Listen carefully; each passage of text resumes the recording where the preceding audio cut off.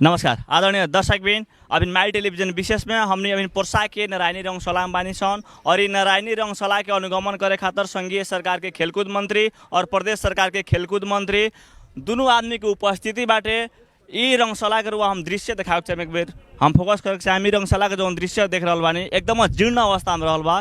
बीतल समय में ये रंगशाला बहुत ही अच्छा रहे, यहाँ खिलाड़ी लोग भी बहुत अच्छा तरीका से खेल कूद करते रहे। ये विषय में रह करके अभी हम खेलकूद मंत्री संघीय सरकार के खेलकूद मंत्री जी से भी हम बात करें जी यहाँ अनुगमन करे आयल बनी। बीतल समय भी अन्य मंत्री लोग आयल यहाँ खाली अनुगमन करेला, अनुगमन करके चलला खत्म हो जाला, लेकिन सरकार के भी कोनो ठीक नहीं है जो अनुगमन करते मात्र में डीपीआर जाते मात्र में कब सरकार केने चल रही कोनो ठीक नहीं, मंत्रालय रही कि चलते। सबसे पहले मंत्री स्वागत बा अपने का धन्यवाद। सर अभी यहाँ अनुगमन करे आयल बने, ये अनुगमन के क्रम में यहाँ कथी कमी कमजोरी देखा था पहले प्रश्न बताओ। सबसे पहले तो वीरगंज रंगशाला जे नेपाल के सबसे पुराना रंगशाला मध्य यो रंगशाला एकटा पड़े ने।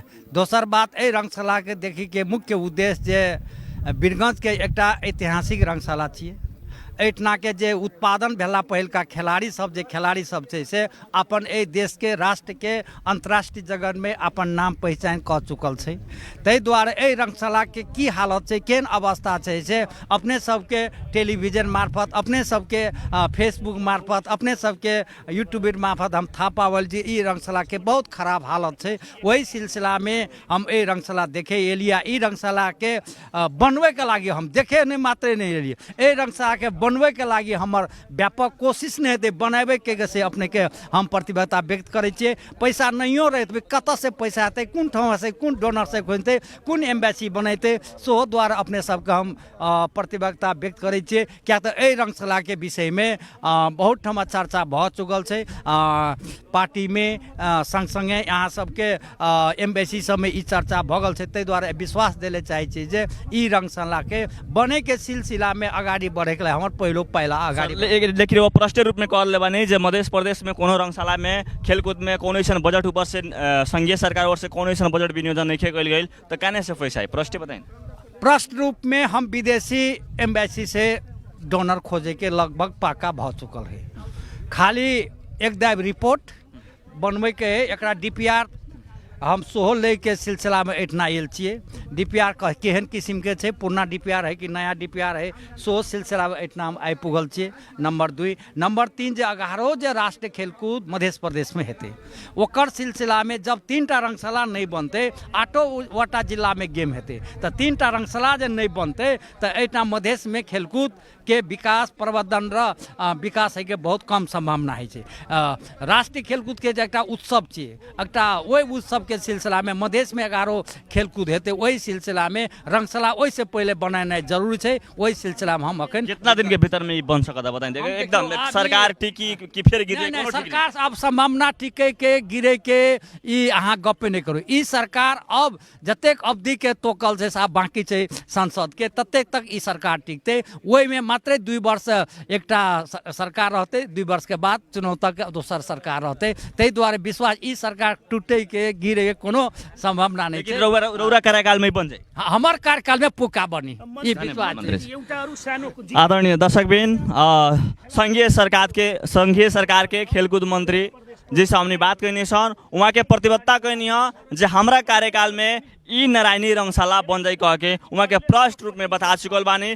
वही में साथे साथे प्रदेश सरकार के खेलकूद मंत्री प्रमोद जायसवाल जी भी हमने के साथ में बानी, वहाँ से भी हमने बातचीत करम सन। और यहाँ अनुगमन करे आज प्रदेश सरकार के खेलकूद मंत्री और संघीय सरकार के खेलकूद मंत्री आयल बानी। वहाँ लोग स्पष्ट रूप में कहत बानी अब की बार बने, खाली अनुगमन ना हो, अब की बार हमने बनाएम सन कह के वहाँ बता रहा बानी। और अभी हम मध्य प्रदेश सरकार के खेलकूद मंत्री से भी बात करें। और अभी ई जौन नारायणी रंगशाला के हालत जौन देखावलत बा स्टेडियम के एकदम पानी पानी गढ़ा गढ़ा कहीं कहीं लोग बाटे, पूरा स्टेडियम टूट के एकदम ध्वस्त हो चुकल बाटे। और बीतल समय से भी अन्य मंत्री लोग आके यहाँ अनुगमन करके जा चुकल बाटे, लेकिन उससे कोनो फायदा नहीं के देखल गई, कोनो ऐसा काम यहाँ नहीं के देखल गई। और साथे साथे हम मध्य प्रदेश सरकार के खेलकूद मंत्री से बात करके अथक प्रयास में बानी। हाँ, वैसे ही प्रदेश सरकार के खेलकूद मंत्री प्रमोद जायसवाल जी हमनी के साथ में बनी, संघीय सरकार के मंत्री जी कहनी है बनी, लेकिन प्रदेश सरकार के खेलकूद मंत्री के पहल में एबरा संघीय सरकार के खेलकूद मंत्री आके ई नारायणी रंगशाला के अनुगमन कैनी है और अनुगमन करके वहाँ के भी प्रतिबद्धता जन रंगशाला बनबे करी। और ये विषय में रह करके मंत्री मध्य प्रदेश के मंत्री खेलकूद मंत्री प्रमोद जायसवाल जी से भी बात करें जे यहाँ के वो जौन कहल है इतना एकदम एक तनी में एक्टिव प्रदेश सरकार में पहले भी खेलकूद मंत्री कोई रहे, कोई नाम भी ना जानता है, बहुत कम लोग चर्चा में, लेकिन अब की बार ये प्रदेश सरकार के जौन खेलकूद मंत्री के रूप में देखल गई बाटे एकदम ये काम करे के प्रेरणा कहाँ से आयल, संघीय सरकार से कोऑर्डिनेट करके एबरा ये काम करे के प्रेरणा कहाँ से यहाँ के जागल और ये काम होई कि ना होई कह के ई बारे में बात करें। मंत्री जी स्वागत अपने के। धन्यवाद। सर ये जौन रौरा प्रेरणा जागल संघीय सरकार के मंत्री से रौरा कोऑर्डिनेट कैनी एबरा संघीय सरकार के मंत्री रौरा पहल में आके यहाँ एकदम निरीक्षण भी कैनी। ये निरीक्षण बीतल समय में भी अन्य मंत्री लोग निरीक्षण के लिए खाली निरीक्षण होला अनुगमन होला और चल जाला लोग सरकार 2 महीना में गिर जाए 3 महीना में गिर जाए, सरकार के भी कोनो ठीक नहीं है केंग लागत अब की बार वाला उनके अब के निरीक्षण तनका फरक बा रुआ लगन भी बुझत होके पहले के कोई मंत्री आयल बा निरीक्षण करे गइल बा, अब के निरीक्षण में संघीय मंत्री और प्रदेश के मंत्री संगे संगे आयल बा लोग। ये एकर कुछ अर्थ बा, ऐसे ये अर्थ बा कि हमने के खुद पहल कैले बानी सन और हम ई जिला वासी के हैसियत से भी और खाली जिला में ही ना प्रदेश के 8 गो जिला में जौन की हमनी के जेंगे हमनी के मध्य प्रदेश में कृषि के एगो व्यापक संभावना बा, कृषि के माध्यम से हमनी के समृद्धि की ओर जाए खतरा व्यापक संभावना बा, उद्योग कल कारखाना के माध्यम से ई प्रदेश के आगाड़ी बढ़ावे खतरा जेंगे व्यापक संभावना बा, धार्मिक पर्यटन के हिसाब से जेंगे ई प्रदेश के आगाड़ी बढ़ावे खतरा एगो व्यापक संभावना बा। उससे तनको कम संभावना खेल कूद के माध्यम से ई प्रदेश के समृद्धि की ओर ले जाए खतरा उससे तनको कम संभावना नहीं है, लेकिन अभी तक ले खेल कूद हमनी के प्रदेश में ओझेल में पड़ल बा। अभी अगर खेल तनका सा लौकत भी बा ई प्रदेश में तो खिलाड़ी के बलबूता पर लौकल बा। सरकार के विशेष ध्यान जौन होके के चाहिए नहीं कि आज हालत हमने देख रहा मनसन नारायणी रंगशाला जौन की एगो पुराना रंगशाला एगो देश के गौरव वाला रंगशाला के आज एगो हालत देख के ई जिला के ही ना ई प्रदेश के लोग और देश के भी खेल कूद प्रति आस्था रखे वाला और खेल कूद के शुभेच्छा रखे वाला लोग आज चिंता व्यक्त करते हैं कि कौन दुर्दशा में पुगल हमनी के ई रंगशाला। हमनी के पटक बात करनी सन, हमनी के अपना पार्टी में भी छलफल भइल कि ऐसन का जगह के हमनी के एगो मौका जौन मिलल बा खेल कूद मंत्रालय चलावे के ई मौका के भरपूर सदुपयोग कल जाओ और अपना से जितना संभव बा उतना काम करके दिखावल जाओ। लेकिन का बा कि ई वीरगंज के स्थित नारायणी रंगशाला अभी संघीय सरकार के मातहत में बा। संघीय सरकार में मातहत में भइला के चलते प्रदेश सरकार डायरेक्टली एमे बजट विनियोजन करे में प्राविधिक समस्या बा। हमनी के मंत्री से 2 गो प्रस्ताव के बनी सन, एगो कुछ विदेशी सहयोग ई रंगशाला बनावे खतरा भी पहल में जुटल बानी सन, ओकर प्रबल संभावना बा कि उ स्रोत हमनी लगे आई। लेकिन अगर उ स्रोत इहे आर्थिक वर्ष में नइखे अगर आवत तो हम मंत्री जी से दोसर भी आग्रह कैले बानी कि रास्ता देवल जाओ रौरा मतलब संघीय सरकार के खेलकूद मंत्रालय और प्रदेश सरकार के खेलकूद मंत्रालय मिल के हमने एमे कुछ काम शुरुआत कर जाओ। डीपीआर बढ़ले बा, उ डीपीआर में ही हमनी के कंट्रीब्यूशन करे के बा, नया कोनो अलग से कोनो चीज़ नहीं करे के, ओकरे अनुकूल हमनी के बनावल जाओ।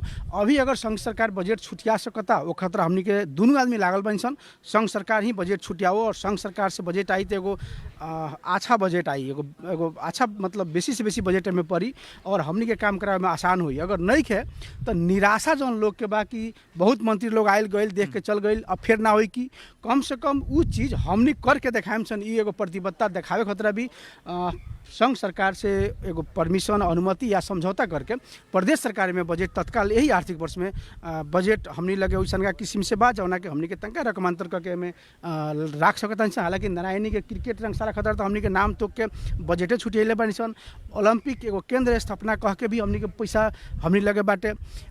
तीसरका चीज़ मध्य प्रदेश के खेलकूद मैदान सबके व्यवस्थित करे खतरा हमनी के कुछ बजट रखले बनी सन, हमनी लगे ठाव बा जौना से ई रंगशाला में काम कर सकल जाता। हमनी के अभी एक काम आगे बढ़ाओ खतरा आगे बढ़ सकता। ऐसे हम यहाँ के स्थानीय वासी से मीडिया से संपूर्ण राजनीतिक दल से भी आग्रह करें कि तनका सा जन दबाव चाहिए रुआ लगिन भी तनका सा पहल करी और प्रदेश और संघ के बीच में एगो कोऑर्डिनेशन होके अभी संघ सरकार छुटिया सकता तो वही जन से भी आओ हमनी भी बजट थपेम सन, दोनों मिल के कल जाम। अगर नहीं संभव होके सकत तो प्रदेश सरकार एमें बजट छुटिया के काम शुरुआत करे खतरा हमनी के तैयार। मंत्री जी जहाँ तक बात करी जौन बात रुआ प्रश्न में बतनी अब की बार हमनी करम सन अन्य मंत्री लोग आयल गए से कोनो फर्क नहीं के पड़ला, हमने काम करके देखाएम सन कह के संघीय सरकार के मंत्री जौन आयल बनी रउरा पहल में नहीं एबार रउरा पहल में आके अनुगमन करनी ठीक बा स्टेडियम के काम भी हो जाए।